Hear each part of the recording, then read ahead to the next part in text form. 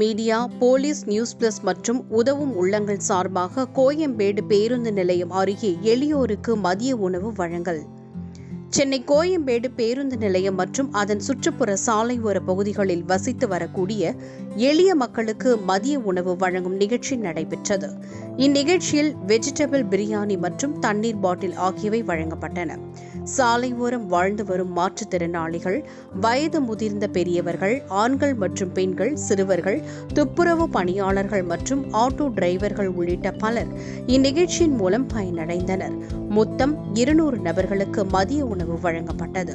இதற்கான ஏற்பாட்டினை news media association of India சங்கத்தின் தேசிய தலைவர் மற்றும் போலீஸ் நியூஸ் பிளஸ் ஆசிரியர் திரு சார்லஸ் அவர்களின் அறிவுறுத்தலின்படி சமூக சேவை பிரிவு வடக்கு மண்டல பத்திரிகை செயலாளர் திரு முகமது மூசா ஏற்பாடு செய்து வழங்கினார்.